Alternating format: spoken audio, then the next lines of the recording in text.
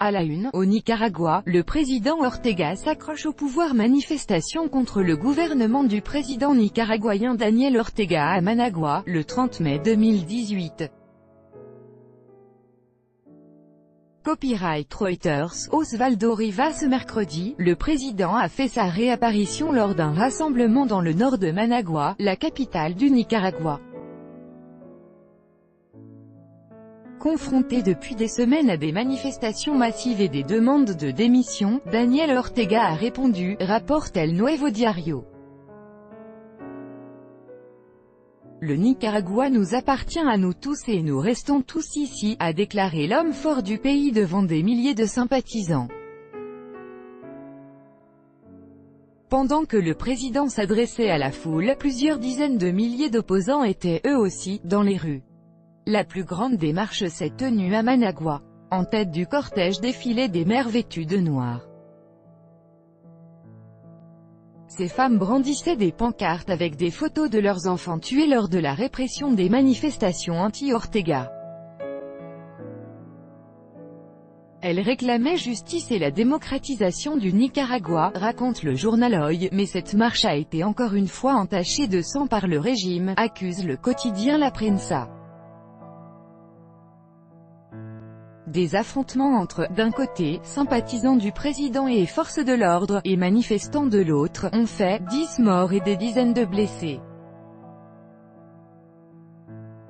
Selon des sources médicales, citées par la journal, toutes les personnes décédées hier ont été tuées de balles dans la tête, tous dans le torse.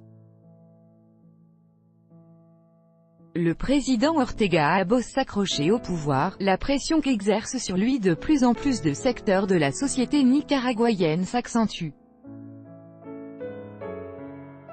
Ce mercredi, l'homme le plus riche du Nicaragua, le chef d'entreprise Carlos Pelas, a appelé à la tenue d'élections anticipées. C'est un fait notable, Adrien, car jusqu'à présent les milieux d'affaires étaient plutôt favorables au président Ortega.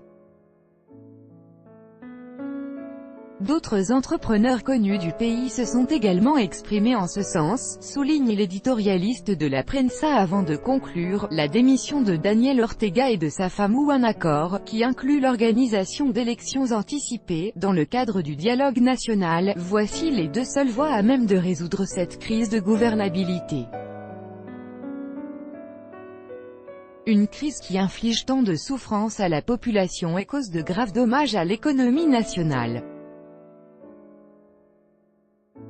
Venezuela, le président cubain apporte son soutien à Maduro. Le candidat malheureux à l'élection présidentielle au Venezuela, Henry Falcón, a contesté ce mercredi le résultat du scrutin devant le tribunal suprême de justice. Il a également annoncé vouloir entamer une tournée internationale pour obtenir des soutiens.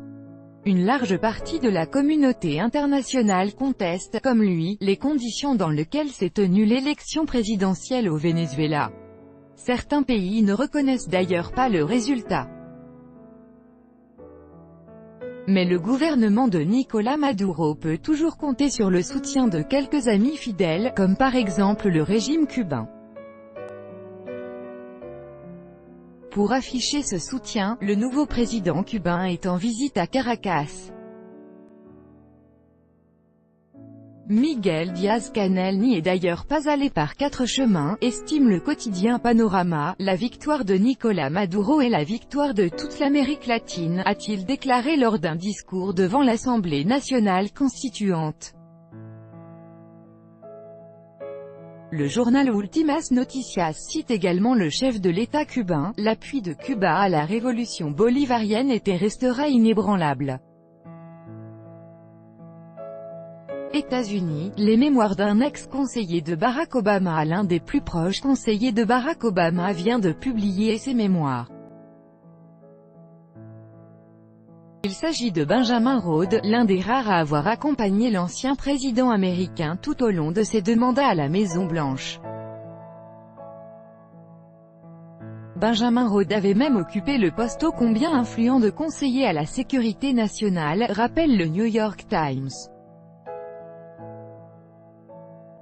Dans ses mémoires, intitulées « Le monde tel qu'il est », ce proche collaborateur du premier président noir des États-Unis raconte, entre autres, l'élection présidentielle de 2016.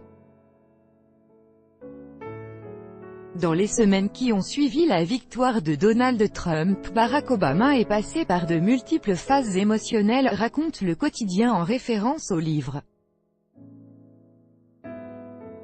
Et si on s'était trompé, a lancé le président sortant à ses conseillers.